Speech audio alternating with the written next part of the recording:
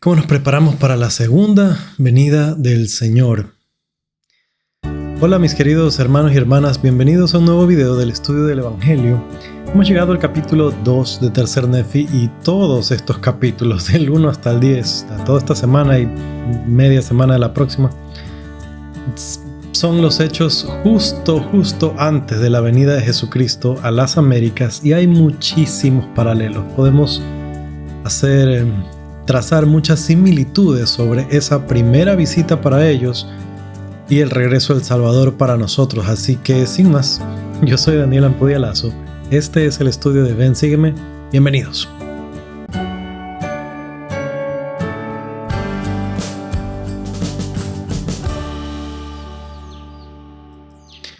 Muy bien, directo a las lo siento. Directo a las escrituras. Vamos a este capítulo 2. Leamos la introducción para tener un sentido general de lo que vamos a estudiar. La iniquidad y las abominaciones aumentan entre el pueblo. Los nefitas y los lamanitas se unen para defenderse de los ladrones de Gad y Antón. Los lamanitas convertidos se vuelven blancos y son llamados nefitas, aproximadamente entre 5 y 16 años después de Cristo. Después de Cristo es del nacimiento de Cristo, así que estamos como entre 28 y 30 y algo años antes de la venida de Jesucristo. Entonces, como les decía, muchos paralelos. Vamos a leer el versículo 1. Dice lo siguiente: y sucedió que así pasó el año 95 también, y el pueblo comenzó a olvidarse de aquellas señales y prodigios que habían presenciado, y a asombrarse cada vez menos de una señal o prodigio del cielo, de tal modo que comenzaron a endurecer sus corazones y a cegar sus mentes y a no creer todo lo que habían visto y oído. Continuemos con el 2. Imaginándose alguna cosa vana en sus corazones, que aquello se efectuaba por los hombres y por el poder del diablo para extraviar y engañar el corazón del pueblo.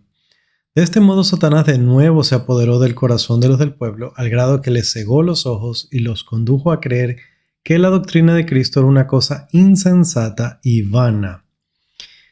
Interesante. Nosotros conversamos, no ayer, anteayer, acerca de estos altibajos de los nefitas. Estaban bien, estaban mal, estaban bien, estaban mal. El famoso ciclo del orgullo. Y nosotros pasamos por cosas similares a menos que tengamos particular cuidado. Pero como les decía, podemos aprender de ellos. Fíjense las cosas que se hicieron que Satanás hizo para que no tenga efecto en ellos. Un montón, la cantidad de señales que se estaban dando. Dice que empezaron a olvidarse, y esa es una cosa que hemos visto en el libro de Mormón continuamente. Todo este año hemos aprendido en varias ocasiones, varios de los profetas, muchos de los profetas siempre volvían al mismo tema de recordar las cosas que el Señor había hecho por ellos. Y este es un tema sumamente importante porque nuestra mente es frágil, la de algunos más que la de otros. Pero es importante mantener vivo el recuerdo de las cosas que Dios ha hecho por nosotros. Es muy triste que nosotros conocemos de personas que en otro tiempo los vimos testificar en el púlpito.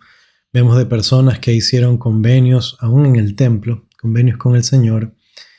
Y después de estar tan bien, después de un tiempo, años, semanas, meses, no sé, vemos que es como que si no fueran miembros de la iglesia. Para mí es particularmente, fue en varias ocasiones una sorpresa cómo yo veía personas que en otro momento fueron miembros activos de la iglesia, luego postear cosas en redes sociales como: mira qué chistoso que son los mormones, citando alguna noticia, alguna cosa. Y a mí me da risa porque yo pensaba, pero tú eres uno de nosotros.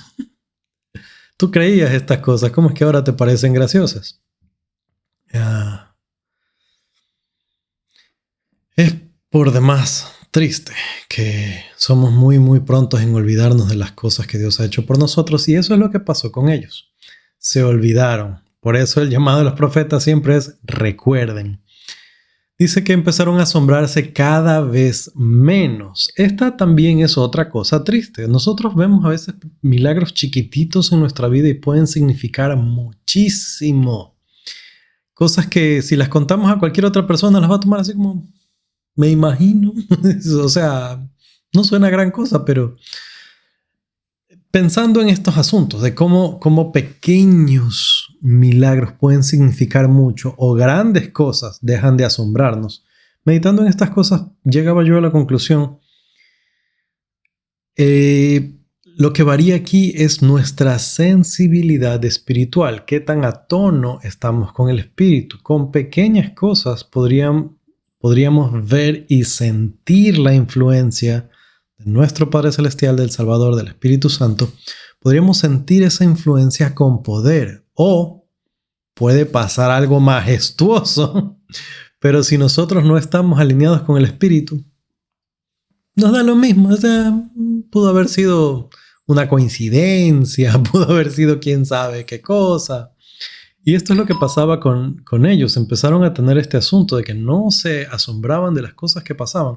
Y es una buena forma de medirnos a nosotros mismos, qué tan bien o mal estamos en nuestra relación con Dios. Esta es una buena forma de saberlo.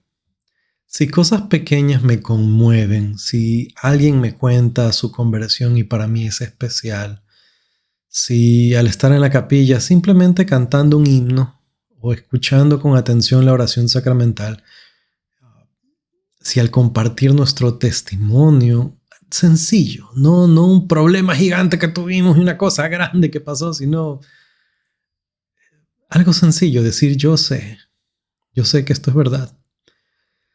Si al hacer estas cosas nosotros podemos sentir la influencia del Espíritu, estamos bien.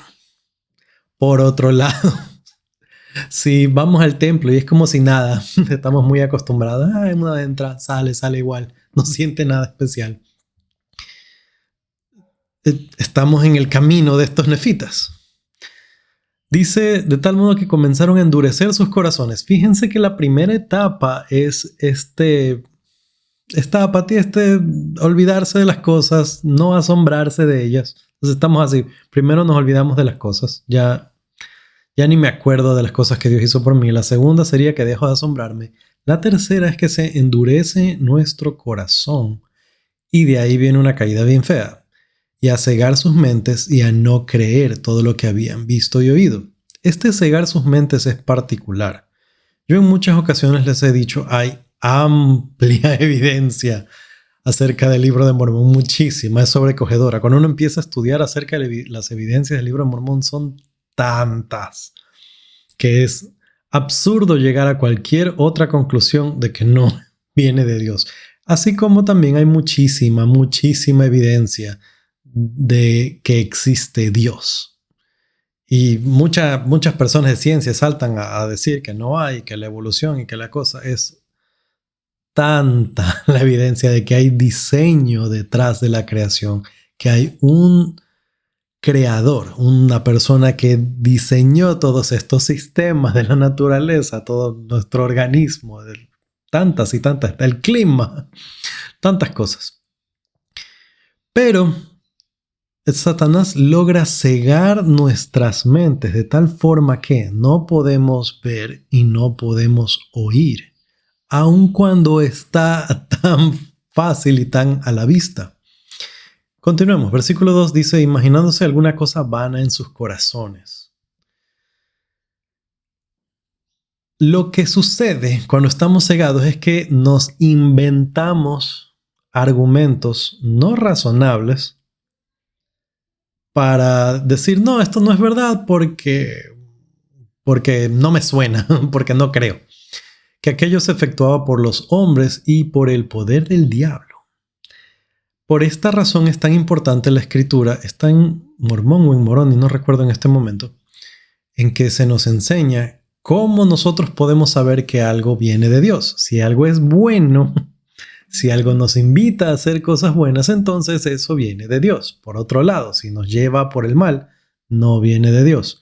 Fíjense cómo estas personas, estos nefitas, pensaban que la doctrina de Cristo provenía del diablo, para engañar a la gente. Es absurdo. De este modo, Satanás de nuevo se apoderó del corazón de los del pueblo al grado que les cegó los ojos. Los condujo a creer que la doctrina de Cristo era una cosa insensata y vana. Y es lo que vemos hoy. Y lo vemos en niveles, porque hay personas que siguen creyendo en Dios, pero no en su iglesia. Hay personas que creen en alguna entidad, pero no en alguna cosa que creó, pero no en Cristo. No en que existe el evangelio de Jesucristo, que Jesucristo es el Hijo de Dios. Y hay personas que de paso no creen ni siquiera que existe ningún ser divino, sino que de suerte existe esta tierra por alguna razón. Lo vamos a llamar selección natural, que es una cosa más mágica y milagrosa que cualquier científico podría entender si abriera sus ojos y si escuchara con sus oídos. Pero Satanás tiene asido el corazón de las personas. Ahora, obviamente tenemos también mucha gente que simplemente se le ha enseñado toda su vida esto. No es que sean personas malévolas, maquiavélicas, malas, que quieren pecar, sino que esto es lo que se les ha enseñado toda su vida. Con los que me da tristeza es como estos nefitas que teniendo la verdad se alejaron de ellas y habiendo visto los milagros dejaron de creerlos. Qué tristeza. Continuamos. El versículo 3 dice: y ocurrió que el pueblo empezó a aumentar en la iniquidad. Fíjense en esto. No creemos en Cristo porque viene del diablo. Vamos a hacer maldades en lugar de eso. ¿En qué cabeza? No entiendo. Empezó a aumentar en la iniquidad y en las abominaciones, y no creyeron que se manifestarían más señales ni prodigios, y Satanás andaba por todas partes, extraviando el corazón de los del pueblo, tentándolos y haciéndoles cometer grandes iniquidades en la tierra. Fíjense en esta transformación. Esto es otra forma de saber cómo estamos. Si me dan muchas ganas de hacer algo que es terrible, probablemente estoy ya dando varios pasos en una dirección que no debería estar caminando. Esto es lo que hace maravilloso el Sermón del Monte. Jesucristo les decía, ok, los 10 mandamientos dicen que ustedes no deben matar. Yo les digo, no se enojen con su hermano, no lo insulten. Se va muchos pasos atrás. Él dice, se supone que no tienen que ser infieles a sus esposas, a sus esposos. Yo les digo, cualquiera que mira a otra persona y la codicia, ya pecó. El Sermón del Monte se va varios pasos atrás para Jesús cuando explica estas cosas. Se va muchos pasos atrás para decir, acá empieza la cosa, no caminen en esa dirección. Esta dirección nos lleva a esos pecados. Dejar de creer, dejar nuestra sensibilidad espiritual, olvidarnos de Dios, eventualmente nos lleva a cometer grandes iniquidades. Muchas personas que se alejan de la iglesia no se alejan porque quieren cometer pecados. Algunos sí, algunos de paso es porque ya cometen serios pecados, se enfrentan a conversaciones difíciles con los líderes y después ya no quieren volver, no quieren pasar por el proceso o de paso no les gusta que les digan que lo que hicieron estuvo mal y se van. Pero entonces hay las personas que no se van por estas razones. Simplemente dudas, problemas, dificultades, se olvidan, dejan de creer todos estos pasos.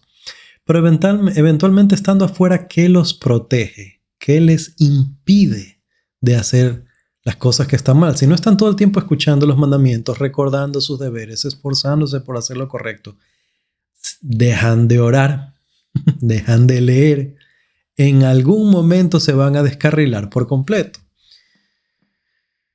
Una vez más, hemos visto esto una y otra vez. Las personas dicen, yo puedo estar fuera de la iglesia, pero yo sigo siendo una buena persona. Ok, ¿por cuánto tiempo? Y estoy hablando mucho de las personas que conocen la verdad y luego se alejan, porque, como lo aprendemos en Doctrina y Convenios, existe en el mundo muchísima gente honorable, buena, y también que no siguen la verdad solamente porque no saben dónde hallarla. Continuemos. Vamos al versículo 10. Y sucedió que a pesar de las muchas predicaciones y profecías que se difundieron entre ellos, el pueblo perseveró en su iniquidad, y así pasó también el año 10, y el año 11 igualmente pasó en la iniquidad. Entonces estamos hablando de esta transformación en el año 9.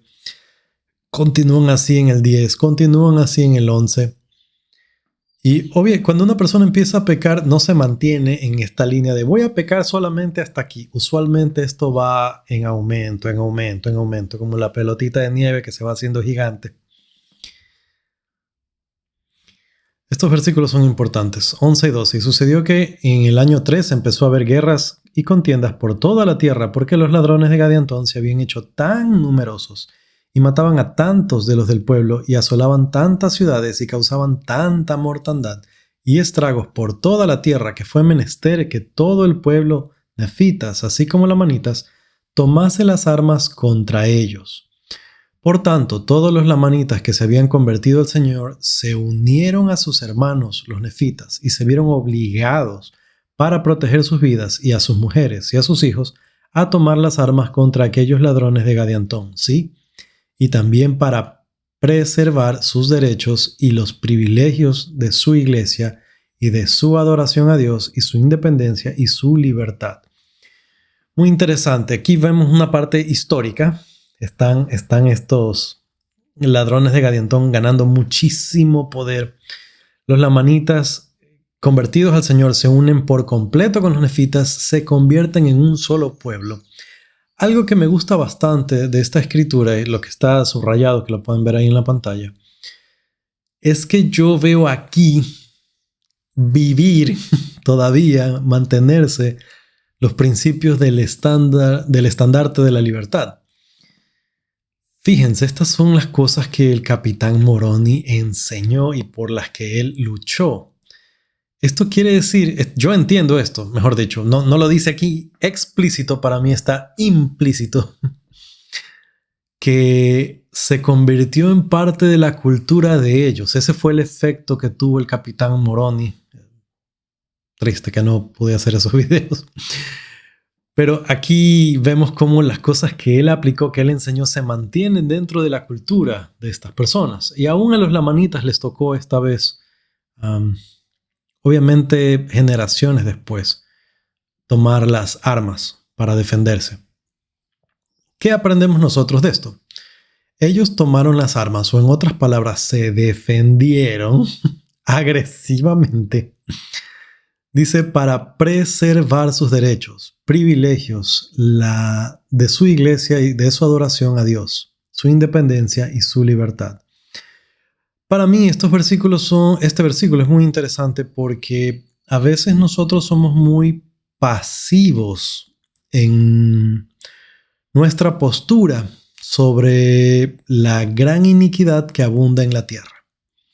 ¿Y a qué me refiero con pasivos? No estoy diciéndoles, hermanos, que deberíamos estar en redes sociales peleándonos con todo el mundo, insultando a todos, diciéndoles que están equivocados, que son inicuos, que Satanás tiene sus corazones. No, obviamente esa no es la manera.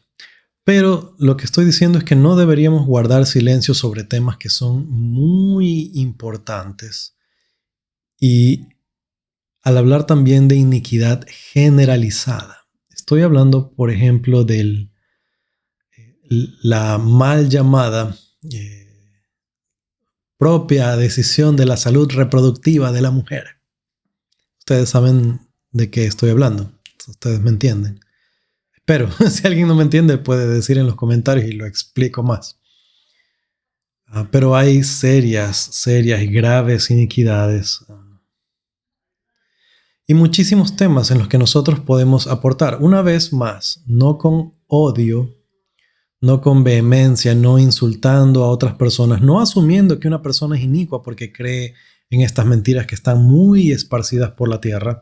Hay muchísimos, yo he visto muchísimos miembros de la iglesia que están a favor de temas culturales que están muy en contra de la familia, una proclamación para el mundo, por ejemplo.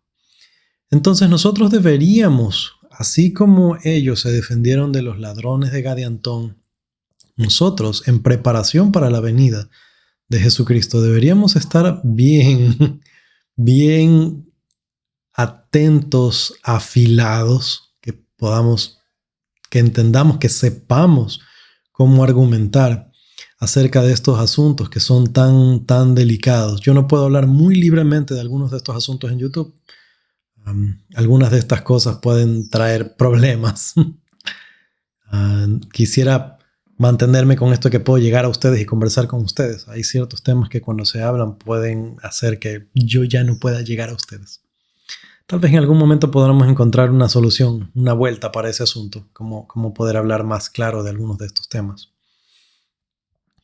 Pero fíjense que ellos hablan del privilegio de su iglesia y de su adoración. Tristemente estamos viendo movimientos muy grandes que están de a poco introduciéndose y pretendiendo limitar la forma en la que nosotros adoramos. Ahora, sin irnos tan hacia el futuro y tan lejos, ¿qué cosas podrían interferir en nuestra adoración a Dios? Hay enemigos afuera que están tratando de que nosotros no podamos adorar a Dios, de que no tengamos nuestros derechos y privilegios de la iglesia. Pero mayormente, en la mayoría de los casos, esta lucha de la que estamos hablando va a ser contra la tentación que nos arrastra fuera de la iglesia. Y esta es una lucha real y es de forma individual, es de forma familiar. Nosotros protegemos a nuestra esposa, a nuestros hijos. Los protegemos de estos asuntos en la medida que podemos, porque obviamente la gente toma sus propias decisiones, pero nosotros podemos aprender, como les decía, argumentar, podemos entender estas cosas. Algo interesante que sucedió en adelante con estos lamanitas fue versículos 14 y 15. Y aconteció que aquellos lamanitas que se habían unido con los nefitas fueron contados entre estos, y les fue quitada su maldición, y su piel se tornó blanca como la de los nefitas. Este tema puede sonar un poco extraño para nosotros y cómo nosotros entendemos las cosas para nuestra cultura, pero yo hice un video completo hablando de varias posibilidades de cuál es el significado de la maldición de piel oscura, pero también de cómo fue este cambio a una piel que se tornó blanca, como dice aquí. Es muy amplio para conversarlo aquí, pero voy a dejar el video hacia el final. Cuando se termine este video les va a aparecer el otro. Y si no, también lo pueden buscar en el canal. Es una explicación grande. Si no la han visto, ahí está. Pero no es así de sencillo como que se les cambió de color, literalmente, la piel. Versículo 18. Y así concluyó el año 14, y en el año 15 vinieron contra el pueblo de Nefi, y debido a la iniquidad de los nefitas y sus muchas contenciones y disensiones, los ladrones de Gadiantón lograron aventajarlos de muchas maneras. Habrá en los días finales lucha literal, pero en esta etapa previa, esta lucha es espiritual y la ha sido desde la vida preterrenal. Nuestra iniquidad puede hacer que nosotros nos volvamos vulnerables a los ataques de los ladrones de Gadiantón. Los ladrones de Gadiantón de nuestro tiempo literalmente pueden ser, narcos. Pueden ser ladrones, literalmente ladrones.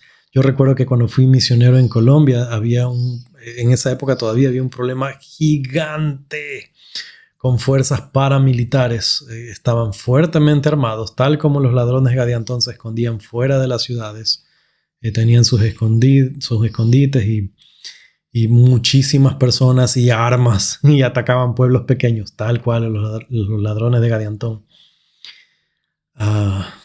Existen estas cosas y son reales, pero quisiera centrarme muchísimo más en la parte espiritual de esto. Estos ladrones de Gadiantón pueden ser cantantes, bailarines, influencers en redes sociales, personas con opiniones, todo aquello que nos separa de Dios son como estos ladrones de Gadiantón, y pueden ganar mucha ventaja en nuestro hogar si permitimos que esa música se escuche, si eso es lo que vemos en películas, en YouTube, si escuchamos continuamente estos mensajes, estas ideas de Satanás, vamos a empezar a creerlas y vamos a olvidarnos de Dios. Y como dice el versículo 9, viene una destrucción que se cierne sobre nosotros. Y todo por causa de nuestra propia iniquidad. Mis queridos hermanos y hermanas,